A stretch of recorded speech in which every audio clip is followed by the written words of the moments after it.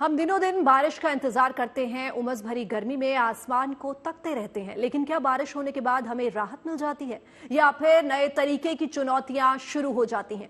असल में बारिश का एक नया ट्रेंड देखने को मिल रहा है। कुछ घंटों में ही इतनी बारिश हो जा रही है कि कई दिनों का कोटा पूरा समझो, मगर कंक्रीट की सड़कों में पानी धरती में नहीं समा पाता, जिससे जल जमाव की समस्या खड़ी हो जाती है।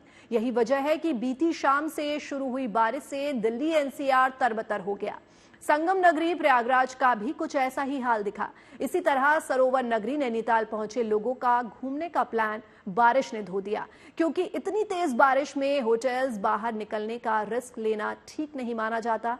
राजस्थान के धौलपुर में भी खूब बादल गरजे और बरसे भी। वहीं मुंबई समेत महाराष्ट्र के कई जिलों में पहले से बारिश का दौर लगातार जारी है।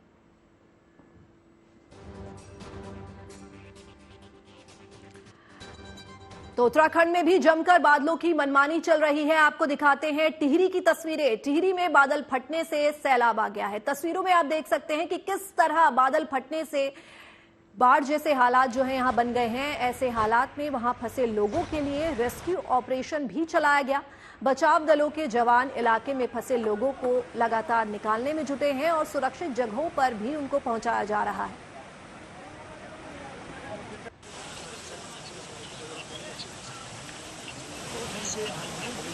ये एक टेम्परेरी ब्रिज है जो हम मंगा रहे हैं ऋषिकेश से। 5 to 7 डेज में इसको हम रेडी कर। माननीय मुख्यमंत्री जी से लगातार वार्ता हो रही है और माननीय मुख्यमंत्री जी ने हमको रिलीफ एंड जो भी हमारा अभियान है उसको तेज करने के लिए भी निर्देशित किया है और उनके द्वारा बताया गया कि वो शीघ्र यहाँ पर निरीक्षण भी करेंगे।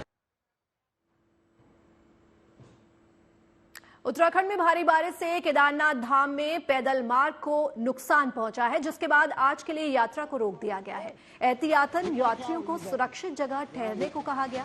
असल में रामबाड़ा से लिंचोली के बीच कई जगह पैदल यात्रा मार्ग टूट गया है। वहां मंदाकिनी नदी के ऊपर बने 2 पुल तेज बहाव में बह गए। हालांकि ये पुल पुराने पैदल मार्ग पर बने हुए थे। इन पुलों का इस्तेमाल कुछ यात्री और घोड़े खच्चर वाले शॉर्टकट रूट के तौर पर इस्तेमाल करते हैं।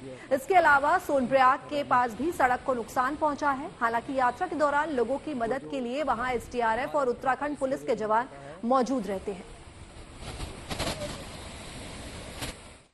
केदारनाथ पैदल यात्रा मार्ग के भीमबली में बादल फटने के कारण मंदाकिनी नदी उफान में आ गई और कई दुकानें ध्वस्त हो गई। इसके अलावा रामबाड़ा में जो केदारनाथ पैदल मार्ग पर 2 पुल थे वह भी नदी की भेंट चढ़ चुके हैं, जबकि गौरीकुंड स्थित घोड़ा पड़ाव और शटल पार्किंग को भी नुकसान पहुंचा है। सोनप्रयाग में केदारनाथ यात्रा को जोड़ने वाला केदारनाथ हाईवे का लगभग 100 मीटर हिस्सा पूरी तरह वॉश आउट हो गया है। आप देख सकते हैं कि जो मंदाकिनी नदी है काफी विकराल रूप धारण करके बह रही है।